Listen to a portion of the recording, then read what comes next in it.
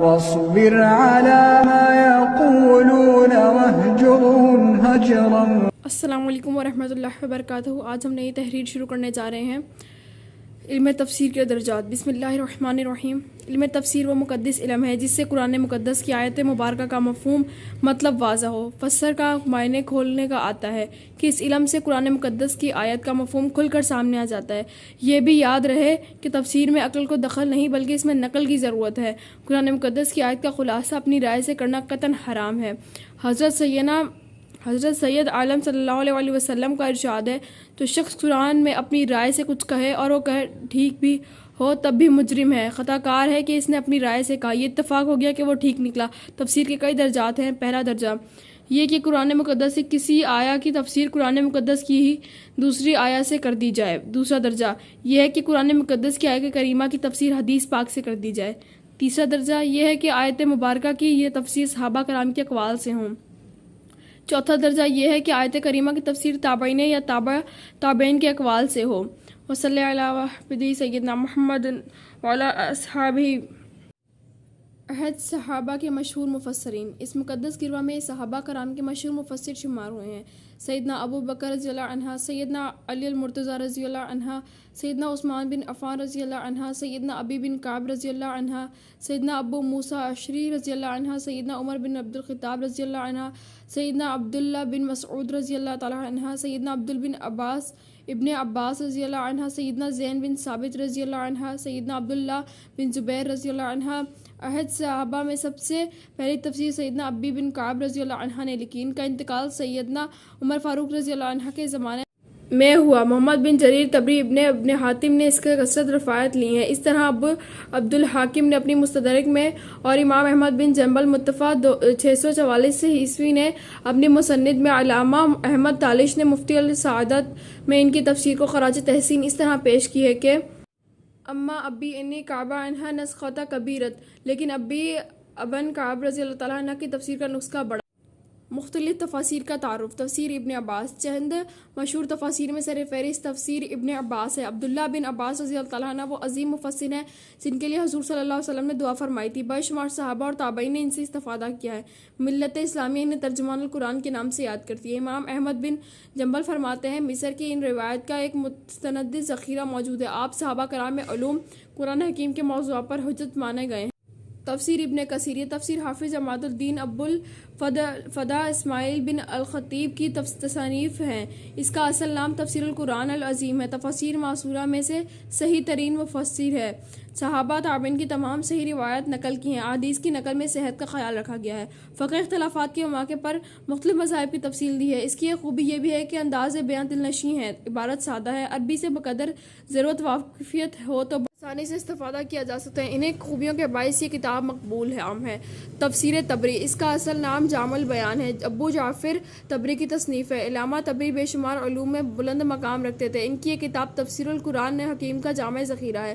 اس تفسیر کی کئی خصوصیات میں ایک یہ بھی ہے کہ مصنف نے تمام مختلف قرائتوں کو منسوب کیا ہے اور تفسیر کے بارے میں جس قدر احادیث ملی جمع.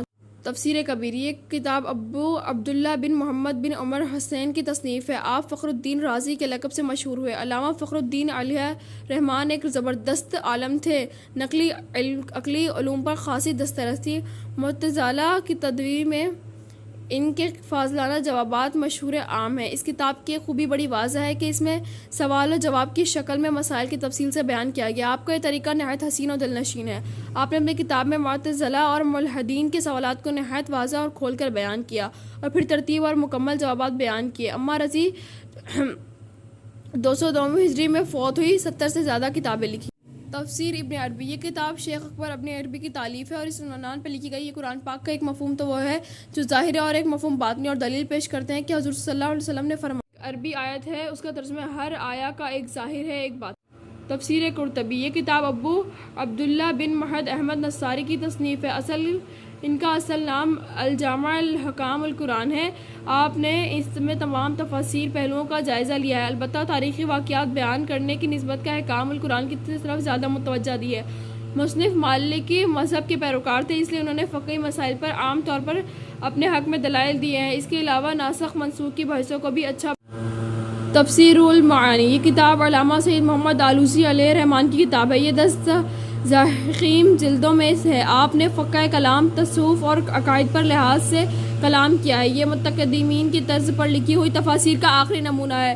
اس کی جامعیت کا اس سے اندازہ لگایا جا سکتا ہے کہ آپ نے اہل تصوف کے ایسے اہم نکات بھی نکل کے آئے ہیں جو بعض کوتاہیوں کے باوجود مقبول، عام اور جامع تفسیر ہیں۔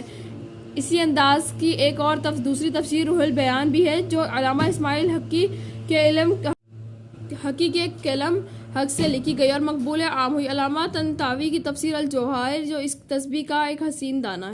قرآن مقدس پر لکھنے والے بعض اکابر، قرآن خدمات انجام دینے کا حوصلہ ہونے پر ضروری سمجھا جاتا ہے کہ بعض عظیم اہل قلم کی خدمات قرآن ذکر کرو جن کے علم و فضل اور ان کے لہلہاتے کھیتوں سے مجھے خوشہ چینی کا موقع ملا اور ان کے باغوں سے پھول اکٹھے کر کے گلدستہ بنانے کی ہمت ہوئی۔ قرآن مقدس کے پڑھنے سمجھنے کے لیے آج تک ہزاروں تفاسیر لکھی گئیں، قیامت تک لکھی جاتی رہیں گی۔ یہ اسی کتاب قرآن مقدس کا کمال ہے۔ یہ توریت، انجیل، زبور اس کتاب سے صدیوں پہلے ہیں، مگر ان کی طرف توجہ دھیان اور تفسیری معلومات میں دلچسپی اس کے مقابلے میں نہ ہونے کے برابر ہے۔ قرآن مقدس کے اس تفسیری پہلو کے علاوہ علوم قرآنیہ پر بہت کچھ لکھا گیا ہے۔ اس موضوع پر حصول تبرک کے لیے ان چند مصنفین اور کتب کے نام درج کر کے اپنی کتاب کے حسن کو دوبالا کرنا چاہتا ہوں۔ امام ابو الحسن الشعری رحمۃ اللہ نے المختصر فی علوم القرآن کے نام سے ایک جامع کتاب لکھی۔ امام ابو البکر سجستانی نے غریب القرآن کے موضوع پر، امام ابو محمد القصاب محمد بن علی کرخی نے نقد القرآن کے عنوان سے، امام محمد بن علی افوی نے التخنہ فی علوم القرآن کے نام سے 60 جلدوں پہ کتاب لکھی۔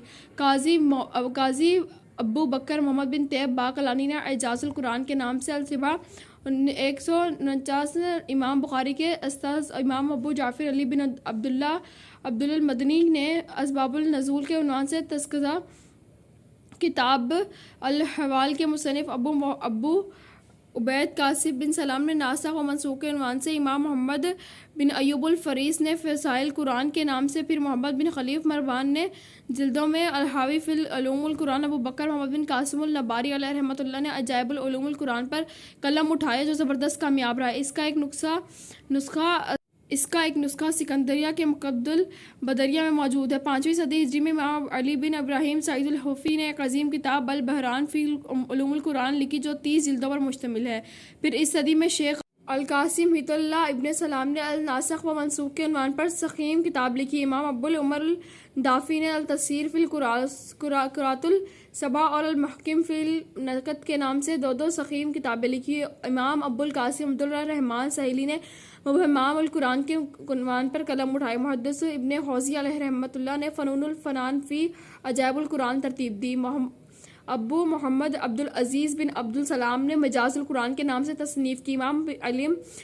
امام علی بن محمد الدین سخاوی نے علم قرآن کے موضوع پر، امام جلال الدین القطاکان، امام نجم الدین طوفی کے قلم نے خاصا کام کیا۔ امام ابو شامہ نے المرشد الجیز کے نام سے عظیم خدمات انجام دی۔